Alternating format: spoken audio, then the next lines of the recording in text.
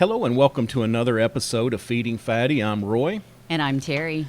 So today, as we have talked about, we're taking you down our health journey and trying to get healthier, but sometimes that means actually slowing down to get healthier. Sometimes us being too far out in front of ourselves, doing too much, overscheduling, it can be take a toll on our health. So we are lucky enough today to have an awesome guest, Heneka Watkis-Porter. She is a coach, speaker, author, host of the Entrepreneurial Podcast and Leadercast events in Jamaica. She is also a 5-times author. She is the founder and CEO of, excuse if I mispronounce it, but Patwa Apparel. And anyway, just extend it and say welcome to the show. Thanks for taking time out of your day to be here. Thank you, Roy, and thank you, Terry. It's my pleasure to be here. I'm really looking forward to chatting. Good. Yeah, so, that's one thing we talk about all the time is I'll speak for me, not Terry. Terry keeps me in check, but I tend to get overscheduled and, try to push myself.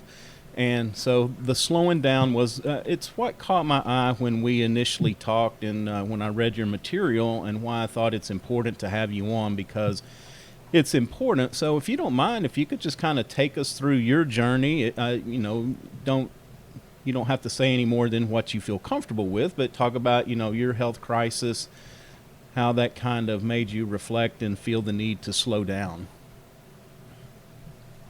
Well, thank you so much, Roy. So here's the thing. I have been one that is passionate and driven. I mean, from you, the stuff in the bio perhaps give that away, right? I'm always going up. A little busy. Just going like an Energizer bunny. And, fueled by the hustle and the grind culture and mentality that we've been fed, and just going without listening to my body that I need to pause, because your body does give you clues. Right. But sometimes we think, not today, I'll do it tomorrow, rest tomorrow, and you move right ahead and you just pick up where you left off. Well, I kid you not that on April 1 of this year, 2020, I was in the middle of a live YouTube interview. I mean, as we're talking now, but it was live. It was just as it is, no editing. And in the middle of doing that interview, I was passing out. Oh, wow. Oh, geez. I literally started passing out in the middle of it. And so that same night, with all the symptoms that started coming on, I had to be rushed, urgently to the hospital. Now, to say that, if I could say that was it and, everything was fine from thereafter, then that would be a lie, and it would be good for me. I would have been happy. But what went down after that, like my life, my health went on a downward trajectory from there. Okay. So a myriad of symptoms that were brought on: acid reflux, high heart rates, pulse rates, high white blood cell counts, just a myriad of stuff, like constantly passing out, just one thing after the other. At the end of the day, I ended up going to 10 doctors. Wow. And none of them was able to put a finger on it. One came pretty close in putting a finger on what the challenge was, which by that time I had already diagnosed myself. So when I went to my 11th doctor, which is a naturopath, that's when my health really began to turn around, I was diagnosed with adrenal fatigue. And it was really a chronic state. So even at this point, to be honest, Roy and Terry, I'm still recovering, because healing is a long-term process. It's a long journey. It's not like it's happening overnight. But, just a myriad of things, insomnia, which is chronic. And what made matters really worse was that for a long time, I've accepted that I suffered insomnia. Like, I wouldn't sleep. I couldn't sleep. It would take me long to get to sleep, and I wouldn't sleep, and I just pass it off. Yeah, it's normal. It's insomnia. I've had it and I've accepted it. So when the point came when I got really ill, I started, because I realized in order for me to recover, I'm going to need to rest, and that I wasn't getting. By this point, I was not sleeping at all. And so I decided to start taking, which I've taken before, but no more than ever, I was taking pills to sleep. Huh. Me Can too. I tell you? I do it. Girl, Years. guy. For years. It was the worst decision I could have ever made. Uh-oh. Because until recently, I didn't recognize. I mean, it was like just a couple weeks ago, it just dawned on me. But hey, wait a minute. I didn't tell you guys that I sunk in a depression that was so dark and dismal. I had no way of coming out. Like, I saw no way out. So anxiety and depression, I mean, I would get anxious for the most ridiculous thing caused me anxiety. And it was later that I recognized that the active ingredient, which is a benzo something another, can't call that name, all the medications that are in that class of medication, just bad. Do not take them. So the Xanax, so the Ambien and the Dormicum and the this a myriad of them. I can tell you all about them. I've been there, done that. Till after a while, they no longer helped me to sleep. Like, so I would have to take them like every 7 days. But you know what?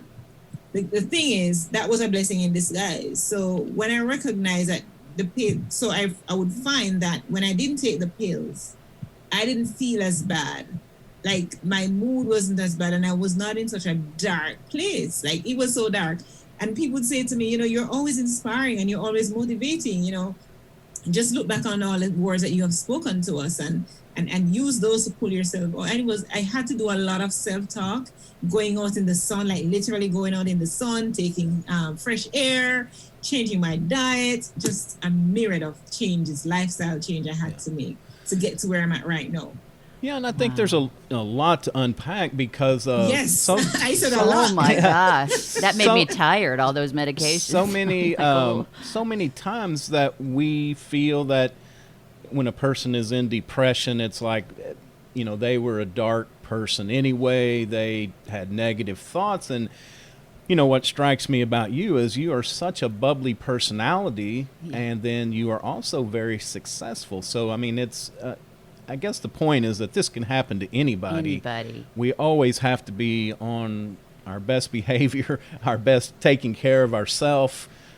We can't ever forget that because, you know, you are an example that even the most successful, bubbly personalities can fall into depression.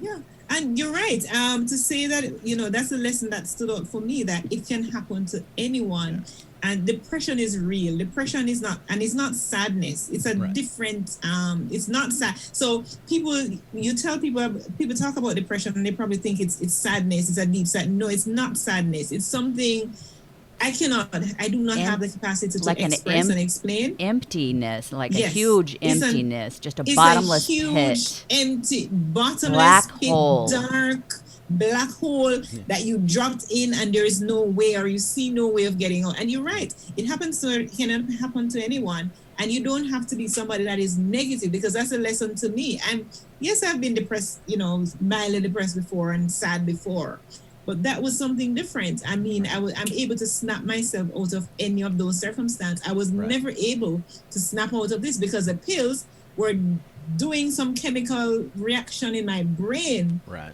And so it would give me the most negative of thoughts. Like one night I remember, like I was taking an antidepressant and as well as the pill to sleep. I mean, all of that. And one night I had to literally jump out of my bed, run downstairs, get me a cup of chamomile, because what my brain was telling me to do on those pills, it was unimaginable. I'm like, no, like luckily I had a part of me that was still sane, that I could say, no, this is crazy. You know what I mean? Right. And if I didn't do something to calm me, God knows what I would have ended up doing, because the pills were literally guiding me and working on my brain, and I didn't realize it at the time. Right. And for you to be able to identify that, oh my God, that is awesome, because a lot of people can't. I mean, they're just down that rabbit hole. They can't do it. And then your physical your health issues as well. So what did you do? I mean, are you eating differently? Are you taking different medications, supplements? What are you doing? Great question, because that's absolutely key. So I told you, like, I went to 10 doctors, then the 11th one is a Right. naturopath. And of course, I've been to psychiatrists because I was going to just go the whole 9 years because I had to fight. When I tell you I put up a battle for my health, I had to battle for my health. And I was willing to battle for it. And that includes prayer, that includes breathing.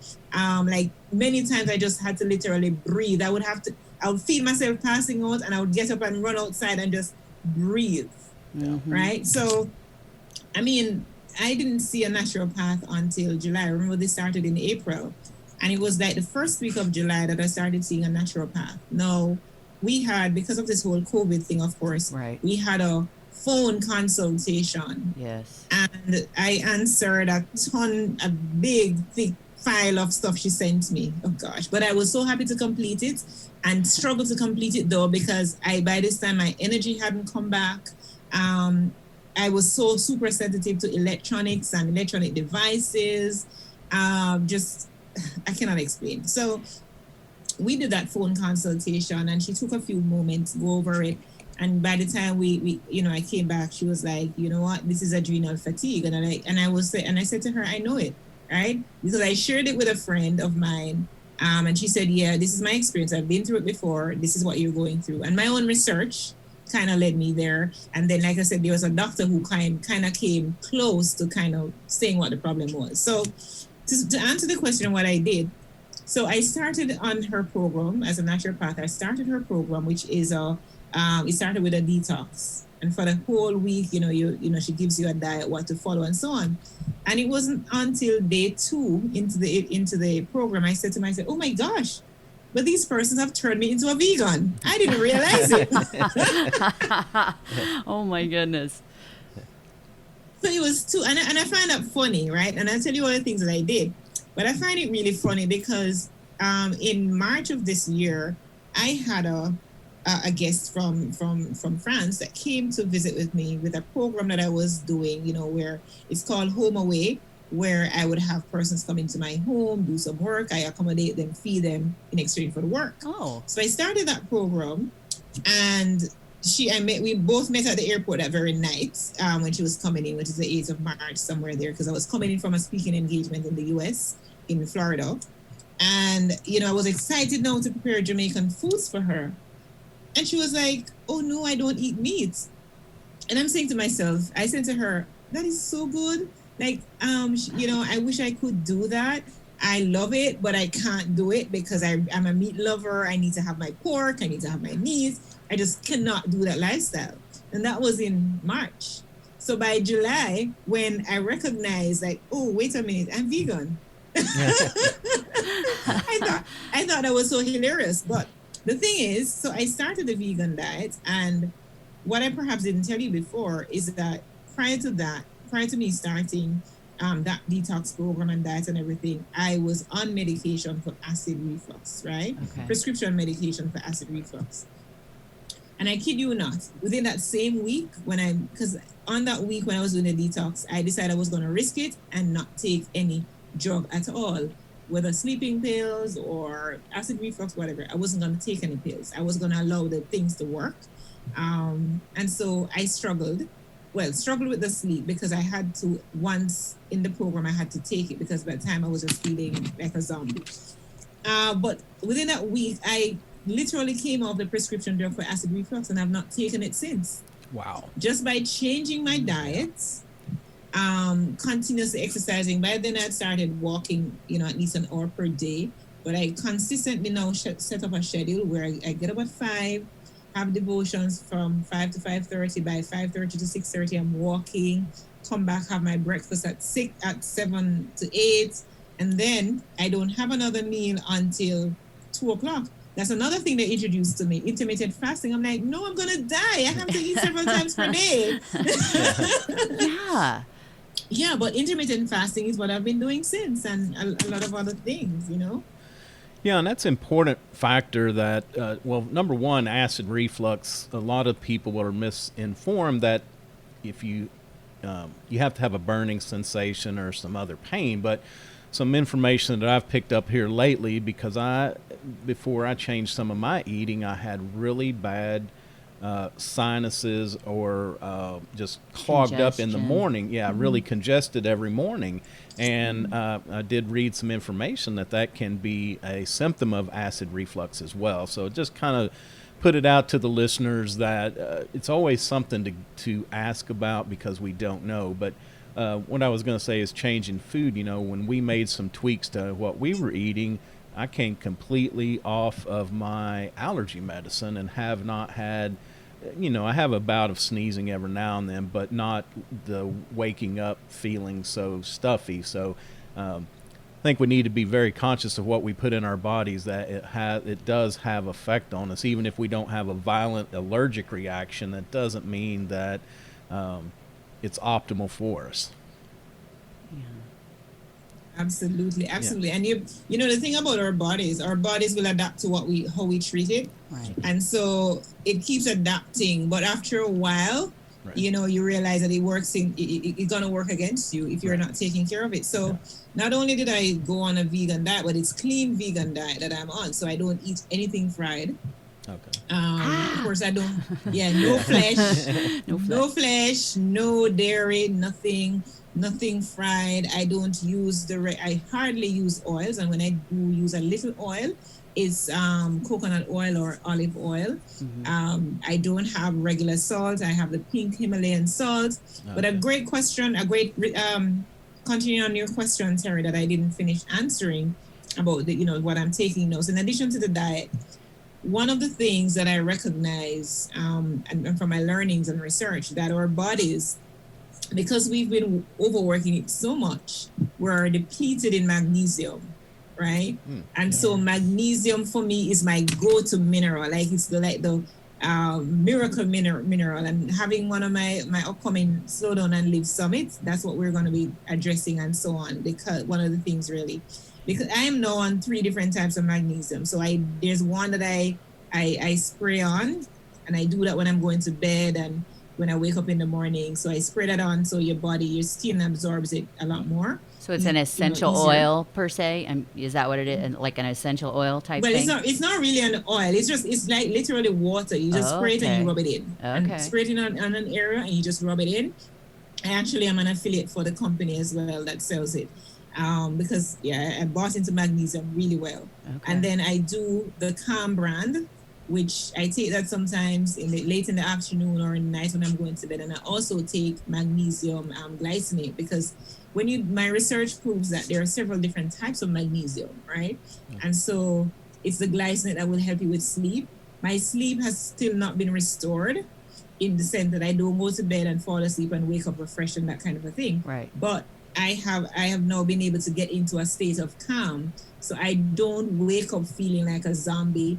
Right. My body still, because having treated my body in such a bad manner, it's gonna take a while to rebuild. So although I'm feeling a lot more in terms of energy, because there was a time when I couldn't walk, I had no energy to walk.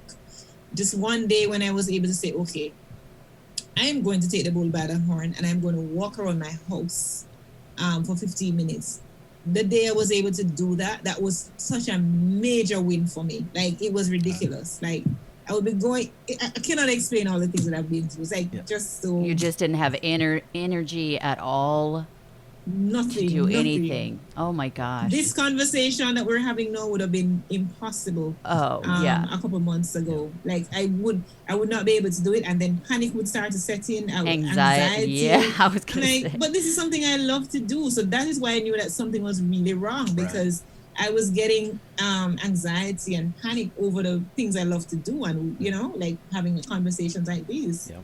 So you've mentioned this, but just kind of tying it all together. So, because what I want to ask you is, what are some changes that you have made as far as your activities? I know that you've said that you started getting up. It sounds like you started getting up earlier, where you could do your devotional and then get out and have your hour walk. But have you made any other tweaks to your schedule or to things that you would do during the day normally? Absolutely. Great question. Because, and let me just preface this by saying the temptation is there for me to go back to where I'm coming Right. from with my schedule and my, and organize and do this, do that, whatever. Right. But I'm reminded every day. And I think the blessing in disguise that my healing process is not immediate. And, it's a process. It's a blessing for me because it reminds me that, hey, you cannot go back to where you're coming from. Right. And so one of the things I do, first of all, I don't pack my days like I usually would. I allow space to go outside, sit in the sun. I'm supposed to be there an hour per day. I don't always stay the hour because, Right. but one of my favorite pastimes is to go outside in my garden. I mean, I'm planting now cucumbers and okras and all these things, right? So I look forward to going out into my garden the days, making sure I take a break. I have my lunch hour and my breakfast time. It's sacrosanct. Nothing gets in the way of that kind of thing. So right now, as we're done, I started doing my dinner/lunch because I only have meals 2 times per day. And what I'm actually doing now, I started prepping my meals. So by the time we're done with this conversation, it would be my meal time, right? And I'll have my meal. So between 2 and 3, nobody gets me to do anything. Between 7 and 8, nobody gets me to do anything. I am very clear that I need to set boundaries and I need to respect my body, listen to it, and because it's what, one of the things, I'm sitting in my home office right now, Roy and Terry, and I remember looking around and seeing all the various accolades on the wall and the various things. And I got to a point where I actually resented them because I thought to myself, they are the reason why I'm in this position. Yes, I mean, ultimately I'm in, it was my decision. Right. But I look at the things and I started at the time to resent them because I'm thinking, if I weren't busy going after these things, I wouldn't have been in this situation, Yeah. And I want to share something that I thought, because I'm a woman of faith. I believe in God wholeheartedly. And it's through God why I'm still alive today, because I've been to hell and back. I've been to death's door. And I remember one day in April, when I started feeling a little better, I still wasn't there, but I was feeling not as badly as the first few weeks. And I just looked around the office and wanted something to read. And I was randomly brought to a 2008 devotional called Daily Bread. I don't know if you guys know about that, or Daily Bread.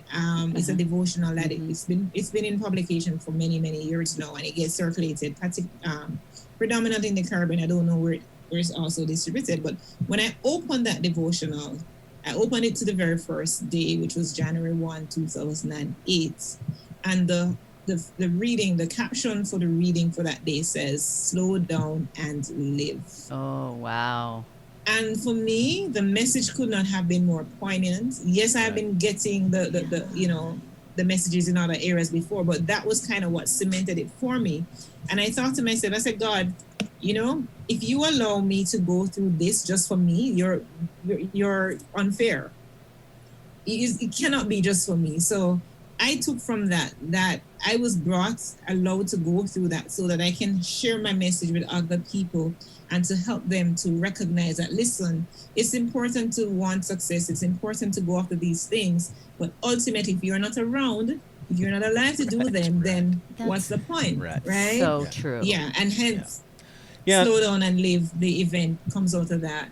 Yeah, and I kind of set you up with that question because He set you up. I know that your health kind of hit rock bottom, so you were able to rebuild back. But what I think about is just myself. I'm the one that if I could just do one more thing this day, if I can squeeze in one more guest, one more show, one more spreadsheet, one more this, but the reason I ask is because the flip side of that is I can say, okay, I'm quitting right this minute, not doing any more today. But then I'll sit there and be anxious. I will get more anxious about not doing it than, but I know that the path can be a lot worse than that anxiety. So I guess my thing is, how do you deal with it, or do you have some tricks or something that you can talk to us about for somebody like myself to be able to step back from it for a little bit? All right, so I tell you that I believe that God has a great sense of humor, right? Yeah. So that was with the vegan diet when my friend came and I like, yeah, I can't do that, but then I ended up being vegan. I remember one day I went to my hair salon. So this I know the listeners will not be able to hear to see rather, but this picture that you're looking at with my hair braided and stuff, that's how I normally do my hair. And so I remember going to my stylist once, sat down early in the year last year, and I said to her, you know, I'm really praying for the day when I can feel like a bomb, like, you know, just go Right. mindlessly, aimlessly, not care about anything, not worried about, because I was somebody who I would say, okay, I'm taking a break now, and I take the break, and I remember that there's something to be done, and I forget that I'm on a break, and I just went and I just go ahead and do it. I could not sit still. Right. I could not get to the point where my body rests. I'm always I was always in overdrive. Right. And I even that day when I'm doing my hair, I have my computer in front of me and I'm working. I mean, you would think a girl is out doing her hair, she's just going to relax, and no. I'm working, and that's how I would take the computer any and everywhere. Right. And so I had to train myself. Well, first of all, I was forced to, because there's a point when even if I wanted to, I couldn't. Right. Right. But then once I started getting more energy, I keep remembering where I'm coming from. So the memory of where I'm coming from keeps me grounded. Okay. Okay, just sit down. Even sometimes, even when I have a schedule, because I would put maybe not very, formal and strict and all of that, but I'll just have an idea or drop things down of what I want to accomplish for the day. Right. And I would get to the point where I would say, okay, I have these 3 things I want to accomplish, but here's what. I'm sitting down and I'm watching TV and I'm not getting up. And that feeling when you're feeling so relaxed and cold, you don't want to get up. Yeah. I now get that feeling, which I didn't know that I could have. And I prayed to get that, just not want to do anything. Yeah. I never had that feeling before. So I had to consciously bring myself there. But another thing is, if you have a schedule, your schedule can also be one that takes guilt away from you. Because when you have your schedule, the things that you write down that you want to accomplish within that day, and please, don't overdo it. The things that you want to accomplish for the day, once you are able to tick them off, the guilt doesn't come with it. Because what normally allow the guilt to pop up is that you think, all right, so I have A, B, and C to do. And you get carried away. You're on B, you're doing A, and then there's a guilt in your mind like, oh, I need to stop doing A now because I have B to do. And you're conflicted because you're not sure which project you need to spend more time on. But if you have a little schedule, right, and make it flexible, please, I realize we're not robots. If you have a little schedule that you say, okay, I want to accomplish these 3 things today, and you spend some time, okay, I'm going to spend 2 hours on A, an hour on B, and 3 hours on C. I mean, I don't know, circumstance, you should just be working 3 hours straight anyway. You need to be taking breaks in between. But you put time to them so that your brain knows that, okay, I'm working on B and I did allocate 2 hours to, or an hour to B. So you don't feel there's not compulsion that you need to be doing C because you did allocate time to C, but you're doing B now. So it helps your brain because your brain will want to trick you into thinking, oh, you need to be doing all of these things. And when you're not doing that, you're like, oh my gosh, I need to be doing it. And when you're doing something, it's and the cycle continues. Structure your brain, help your brain to be structured. Yeah, she was talking about me. That's exactly what happens to me. I'm like, oh my gosh. I need to be allocating the time, like you said. I need to write that down with my to-do list, Yeah, I think that's an important part is the scheduling, also the to-do list, and not to overdo it. What I try to do, because of what I learned years ago, was if I got something off my mind and on paper, it freed me. All of a sudden, it's like deleting a file on a hard disk. It just freed up more space. And so I'm pretty diligent, but then I got into a habit of writing everything down. And as Terry can attest, if I was to go out and walk for 15 minutes and have a clear head, I'll come back with 25 new things, new ideas. And it's like, oh my God. Will. So, what I've had to do is I make the daily to-do list, and then I have the bigger want to do, future to do, so I don't get hung up on that. But anyway, the point is, no matter how you do it, I use I've started using the Microsoft To Do because I like it. It transfers from all my computers, phone, everything.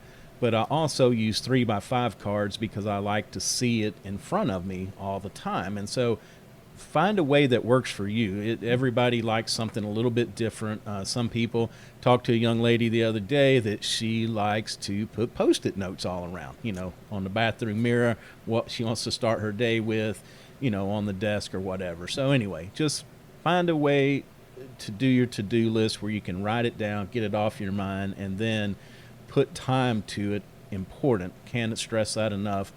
Put that time limit that I'm going to work on A for that hour, and that way it also, you instead of trying to get it to completion, you realize that, hey, I've got an hour for this and then I'm quitting. I'm not going to finish it, because that's what I fall into when I start working on something. It's like it's got to be finished, and it may not necessarily have to be finished right this very minute. It's not going to matter if I finish it today, tomorrow, or the day after. That's not important as making progress on it.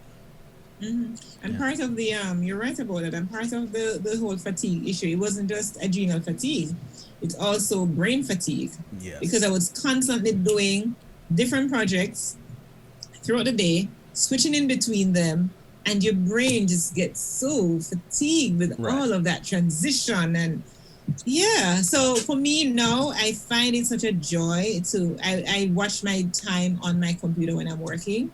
And it's such a joy for me to say, okay, time to quit now. Yeah. And I get up and I go walk, or even if I go walk for a few minutes, drink some water or lots of water, and then I come back and I'm refreshed again. Because your brain should not be held in such sharp focus for such a long time. Yeah. You need time to relax. It really does need time to relax. So that's another good point, to get up from your desk, and I've read all kinds of theories on that, but they say set an egg timer for 50 minutes, work, get up 10 minutes, walk around, like you said, even if you just go outside. Sunlight is so important. We don't really think about that. I think it's K, one of the big vitamins that we need. Vitamin D. And vitamin D. So okay. it's not that your body, because the sun itself doesn't give you the vitamin D, but what it does, because there's a vitamin D receptor in every cell for your body, then your body is able to do whatever. The sun helps your body to do whatever, so you can have the vitamin D, which is very important. Oh, yes. Yeah, because I feel like I kind of jokingly tell people that I feel like the older I've gotten, the more solar powered I am, because I notice in the winter, when the days are shorter and not as much sunlight, I notice my energy levels are lower than when, the sun's up, it's warm out. That's when I feel, at my best and have more energy. Mm-hmm. So that's what's called seasonal affective disorder. Sad. No wonder.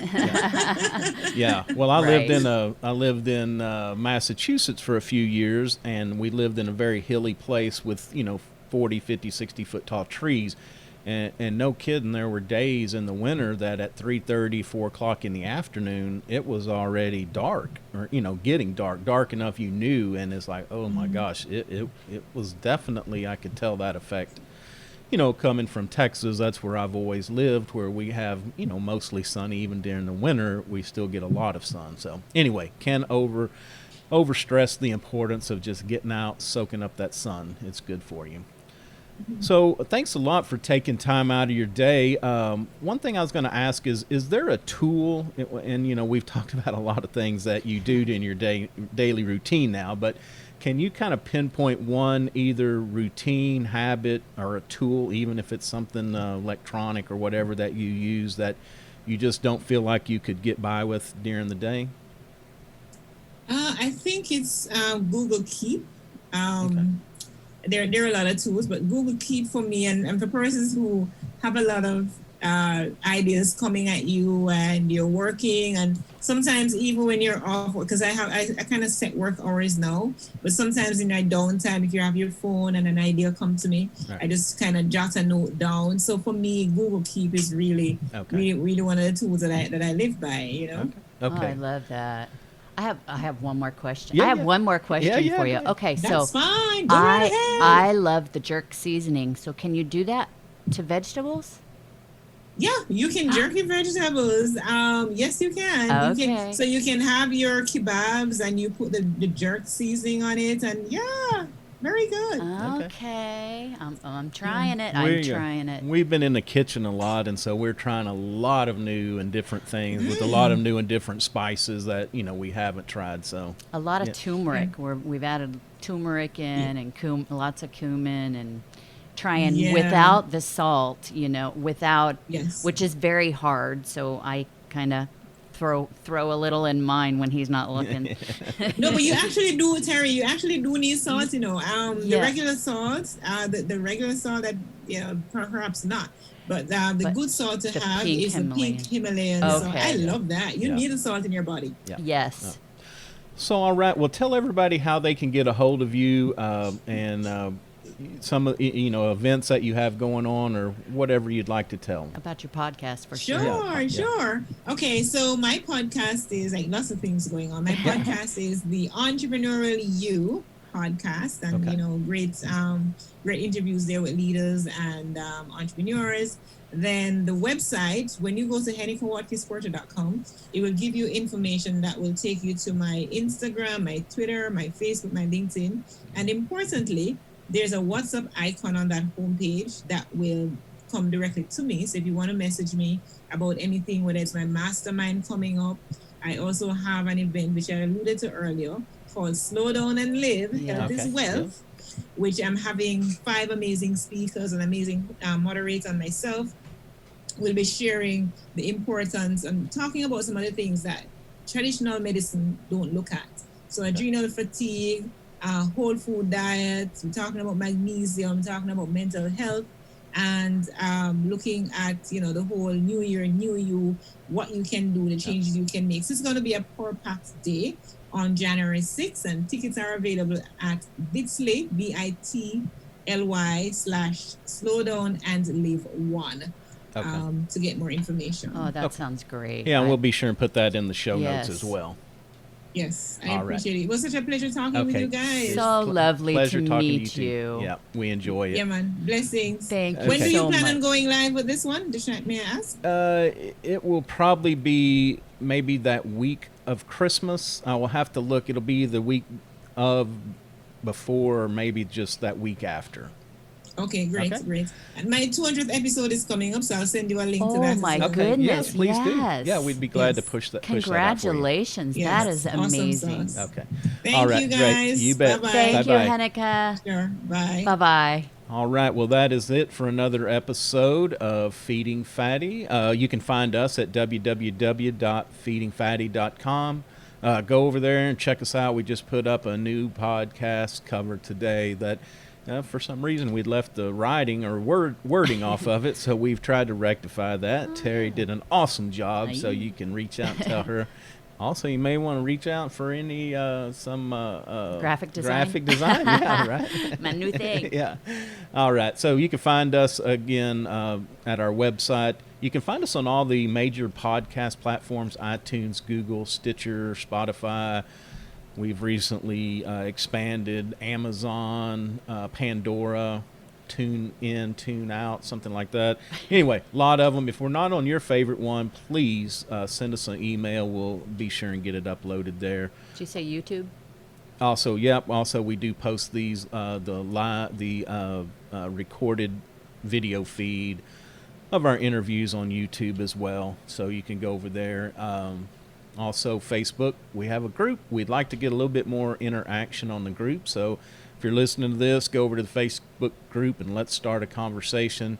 Tell us some of your successes or some of your struggles. I'm sure that we have had them as well. So it'd be great to just even speakers. If you have any subjects or speakers in mind that you think would be great for the show, that would be awesome. Right. Yeah, we're always looking for some good, more different subject matters, and trying to expose a little bit of a lot of thought leaders to everybody. So, also Instagram and Twitter. So anyway, Until next time, I am Roy. And I'm Terry.